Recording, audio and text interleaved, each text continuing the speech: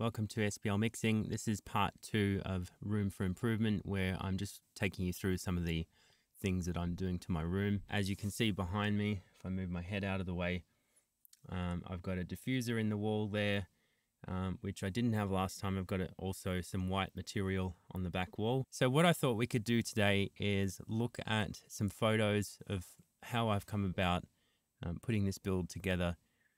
It's not designed as a way of instructing you how to do your room. It's more or less just this is how I did it. Maybe you'll get some nice ideas from this for your own space. But yeah, I'm not an acoustician. Anything I've learnt the hard way. So feel free to copy what I'm doing. Just know that it may not necessarily work in your environment. You should always assess things based on your particular room and what you think it needs. There's always the risk when you're doing a DIY install that you're not going to have the results that you want. So where I'm at the moment is basically the rear wall is finished. The roof is complete. The rear side walls are incomplete, so I need to do those. The rest of the room is just about upholstering some of it, and I've got just down here, you can see a big lot of white material that I'm going to upholster the sidewalls in, clean up the look. I'm going to put that on the ceiling as well. Yeah, hopefully we'll get something that looks really presentable and nice for what is essentially a home studio. As far as the sound, it sounds pretty damn good in here, I have to say. As soon as I installed the ceiling cloud, I heard a huge improvement. And with the addition of the rear wall being as deep as it is, which is about, I think it was about 1.2 meters or something like that, with insulation, it really tightened up the low end from a listening point of view. Later, I'd say probably in part 3, once I've got everything complete in the room, I'll do some tests. I have actually done some tests along the way just to make sure everything's tracking correctly. So I'm actually using my test microphone, which is omnidirectional, so you may hear parts of the room, but it should give you an indication of what it sounds like in here. I think it sounds really decent. Without further ado, let's have a look at some photos and we'll discuss, some of the things that I did. I wasn't happy with the lighting in this room. One of the things that I did from the outset before I got too far with the build was to replace the lights in the room, or to basically disconnect them. Obviously, if you're going to do that in your studio, you should disconnect at the breaker box and turn the light off. And you can see in this next shot, if I zoom in, I've got a light hanging out there, and I've got this one with 3 wires attached. So yeah, it's just a matter of disconnecting that, putting some blanks on there when the breaker's off. And it was impossible to have that light over the top of me because it would have had to have gone through the cloud, and it was just too difficult. And I figure that eventually what I might be able to do is actually just have some lights on the ground which are facing the walls or facing the rear wall, and get enough light bouncing back at me that's kind of softened and quite nice. I've actually got a 3 LED tiered set in front of me, in addition to the lights that I'm using now for shooting this video, and that alone is pretty good. It's simply just a layer of ply with some inserts, and then the LEDs sit in the inserts and they all connect to a power board, and they actually run off this connection here. I had my father come in and he replaced it with a power point. And so that worked really nicely. And yeah, the power board now attaches to the side of this beam. As far as the build, you can see this is the back of the room. This is obviously over the mix position. I've got some, I would say, reused bits of timber joined together with pack nails, and then another beam over here, another beam here. And then if we go to the next photo, so you can see the back of the room and all the mess and stuff. So that was me trying to figure out where to put this diffuser. I think in the last video we discussed that this was all scrap wood that it's sitting on, and then these limp bags, they needed to come back down. I had to deflate them a little bit so that they would take up less space because they were a little bit too airtight and had too much air in them. The 4 beams in the back of the room were basically because they had to go either side of this diffuser. Otherwise, I probably would have just been happy to run this single beam all the way down. You can see in the back there too that we've got another light, and that got disconnected and going to the next photo. So now you can start to see I've built somewhat of the back wall, and I actually did this with fly screen because it was relatively cheap to give it a face, not necessarily for strength. For strength, I used this Avery mesh and I bent it to give me the sides of the cloud. In this section here, you can see some Dacron. That Dacron actually rolls out the length of the room, which was a bit of a pain because I had to push it up while I was doing the build. Anyway, that's me starting to build the cloud. As far as the cloud itself, there's the rear wall, just on its own with the cloud above it. You can see over here the Avery mesh that I used. I think it's 12 by 12 millimeter, and that was just, I didn't want to build a frame or something across the top of the roof. It didn't bother me that it was going to have little dips and hangs and stuff in it. So if we go to the next photo, okay, so you can see a bit more of the front of the room. It looks like at this point I've removed the lights, and then later that front one was turned into a PowerPoint. This is just a bit of a look on the side of the diffuser just to show you how it's sitting. Later on, I ended up putting some panels on here and on the top, and these panels basically came up flush with the front edge of this wall touching the fly screen. What I did was I ended up putting some straps of I think it was MDF around as a border, and then I cut the fly screen. So this is a shot inside the roof. You can see at the very back, this is the rear beam in the last third of the room. At this point, I haven't put any limp bags in the rear of the room, but you can see I've rolled out the Dacron lengthwise in the room. And yeah, this is it as far as the chain. The chain was slightly bigger than the screw that was holding it, so I put a nail in and just kind of angled it down and pulled the chain tight.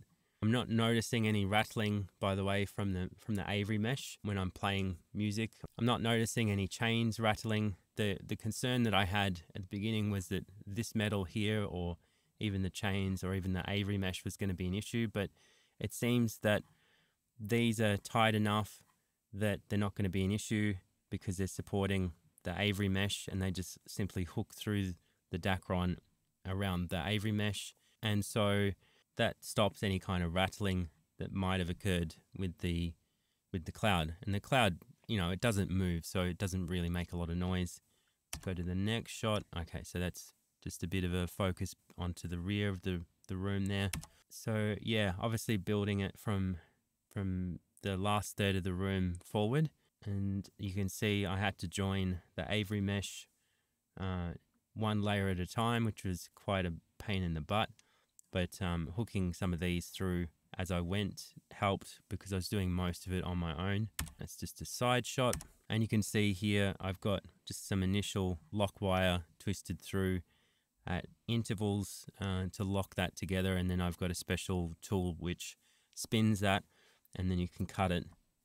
And that did a great job. And then when you cut it, you have to turn the sharp end up so that you don't prick your finger. And this was rough as guts, let's face it. But no one will ever see this because eventually what will happen is I'll have some material on the outside here and you won't see the Avery mesh or the white Dacron through it. You definitely won't see that. This was actually just as a measure to take a bit of the sag out of the cloud. Essentially what I'm doing is I've screwed this bit of wood against this beam, and then I've got these little insert bits to try and pull it tight and pull it across so that we don't have such a lot of dip there. But you can see here that I've got limp bags going in, and then I've got some of the insulation, and you can see the light is missing there. I put a bit of tape around it so that I could pull it through later if I decide to sell the house. But yeah, here's the limp bag, here's the insulation and the chains, which obviously had to be added periodically. The roof, it was a challenge. It was definitely a challenge because I was working with my hands above my head. Quite a lot of it, trying to lock wire it together, making it section by section. Yeah, it looks like I've got a few more sections in there now. And then we get to the stage where it's complete, and just beyond there are the 3 LED lights, which are at the front of the room, and they do a pretty good job of getting some light on this front wall and not necessarily in my eyes directly. And then I've got these panels which were on the ceiling just in the first reflection point on the left here. I'm not sure what I'm going to do with that. I think they'll probably get cut down and turned into something that custom fits that area. They were the exact width that I needed for that brick pillar that sits there. And here we get to see the rear wall. It's not actually complete at this point, but what I did was I put this frame around the diffuser that's screwed into place, and then I cut the fly mesh, and then I unscrewed these and basically cut it a little bit further back so you can't see where I cut the mesh, and then reattached these strips, and that just cleaned up the look. This insulation is actually only about 90 millimeters, not very deep, and that's just to create an initial rear wall. And there's another shot of the same thing, and here we start to see the work that goes on in the back of the room. Now, what I found was I had a roll of this Knauf insulation, which is very easy to work with. It's only a mechanical irritant, which means that it just makes you a little bit itchy. There's no nasty chemicals in that. But what I found was I rolled it out probably about 10 layers, and the bottom 3 to 4 really compressed. So I had to come up with a different solution for that, and what I came up with was basically to come up with a shelving system. At this point, the limp bags, that's them deflated as much as I could get them deflated. That's the other side of the diffuser, and you can see I put those panels on, which then attach to the front straps on the side that you actually see. I've also got these little angled brackets just to stop the diffuser base from falling backwards. I don't think it's ever going to be an issue. Just for safety, I put that in. So yeah, we're looking at, looks like 2 layers of the insulation. And here is a really good example. So here's one layer. Look how deep that is compared to this one. So it starts about there, and it's really, really compressed. So I figured I'm going to have to come up with some sort of solution to that. You can also see my solution here for the heater at the back of the room. So I made up a little box, and it's got a rubber seal, which is around a pipe, and that pipe comes out basically just forward of the front wall on the side wall. So here's my solution. So basically I figured about 4 layers worth. Each layer is 90 mil, so I could figure out the distance for all these layers, basically build a little structure. This turned out to be a lot better than I thought, because I could lean on some of these lower arms that come out that connect to this rear upright. These connect to the beams that were there for the actual rear wall, and they ended up being so strong that I could lean on them, and I'm over 90 kilos, so it was actually quite good. Got little angle brackets in there, which were a lot stronger than I thought they were going to be. So here we can see the first 4 layers, which go basically just up underneath there, which is how I designed it. Here we get to see the installation of the next few rows of this frame that I had to put in. And here is my solution. So I had some spare plywood, so that got cut up into strips, and then I just interlaced it. And by doing so, I saved on materials for one thing. It also opened up that section of the room so that it wasn't like shelves. The air could go freely up and down through these little pockets in between the levels, and these were alternating every level. So for example, this one at the back, it actually then started on this one. So I would place a panel here and then place one next to it, and then the next shelf would start there. And by doing so, this entire frame structure actually worked quite well at containing the limp bags at the back, kind of kept them in check. You can see here too, the area under the diffuser is now filled in with some insulation, just offcuts, anything that I could fit into that space. And here's a video basically of a little bit further along. And so you can see all the frames that I put in. I couldn't actually put in these arms all the way. because I needed to get access to the center. I had to start from the center out. So this is again a little bit further on with the limp bags in the back to the ceiling. And you can see here I've used a leveler to make sure that all of these are 100% level with the ground. Yeah, basically cutting out bits around this diffuser and making sure that I get that section done first, and then do this middle section.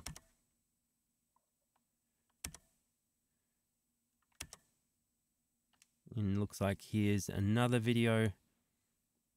I'm not sure what this is showing different. Oh, okay, so I've added a few extra levels, and then you can see down here kind of that this is the area that I left while I built up the back wall as far as I could. So it's quite a deep back wall. It got really difficult towards the end to put all of these things in because I was working in a confined space.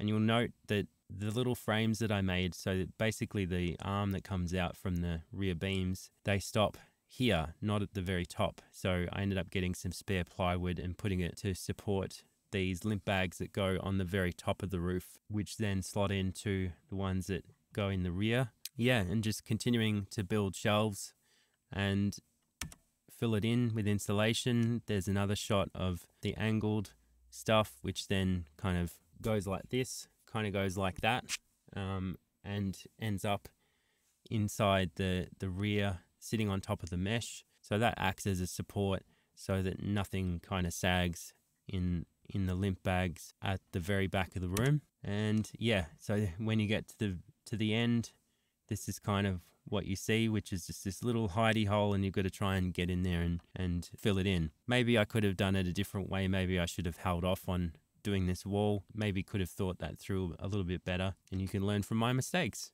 That's just another shot as I reach the end, and that's it as far as the photos are concerned. So that gives you some idea of what I went through.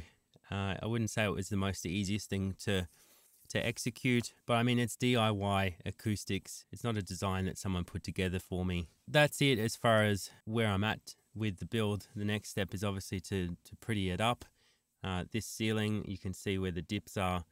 I think what will happen is there will be this white material that I showed you earlier, and that will drape across. So you won't necessarily see those bumps that are happening there and there.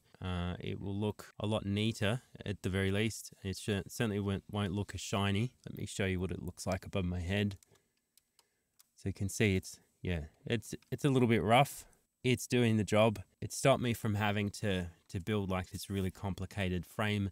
And to be quite honest with you, I was a little bit concerned with the loading of the roof. It's working off of two existing beams that are in the ceiling. Basically what I did was I got my son to hang off the center beam. He weighs about 30 odd kilos, and I'd worked out that the entire loading on the roof, not including the beams, all the stuff that I was putting up there, would weigh approximately 30 kilos, maybe 25, something like that.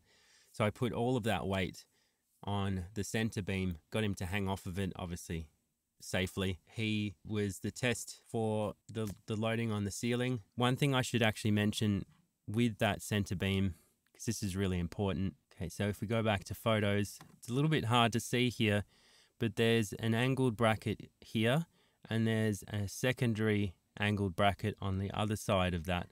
Whereas these side beams, they just have the one, because I figured that the middle beam would be taking most of the load. And this beam that we're tapping into, it's got some pretty hefty screws or bolts or whatever you want to call them going up into this existing beam just to make sure that nothing happens. Of course, this section here has two lots of that because I really didn't want to take any chances. One thing that you can't see later on, what I did was I got some extra chain and I attached the chain to here and then attached it to one of my side pillars, which is leveraged against the ceiling. So should these sides fail, I've really got protection there. It will allow me to at least get out of the room before it collapses, if indeed it will. I don't think so. I think I've taken enough measures to make sure that it's safe. So that's it. I hope you enjoyed taking a bit of a look behind the scenes, and yeah, I hope to show you what it eventually looks like when it's got some decent lighting, some nice material against the sidewalls, and then we can have a look at the test results. It's definitely improved the room. It's definitely helped a lot. I look forward to showing you that in part 3 of this series. Many of you might be thinking, well, what's this got to do with mixing? It's got everything to do with mixing, actually, especially recording as well. You've got to have a great space. You've got to be able to work in it without guessing. It's all about getting a room that I can trust, and I don't necessarily have to go out to the car. Things sound great, and I don't have to guess, oh, okay, I know I've got an issue at 50 hertz in the low end in this room, so I need to compensate for that. I don't want to have to do anything like that. It will never be perfect, but it already sounds great. Thank you for watching. If you want to keep in touch with this series, hit subscribe, give me a thumbs up. I shall see you in the next video. Happy mixing, guys.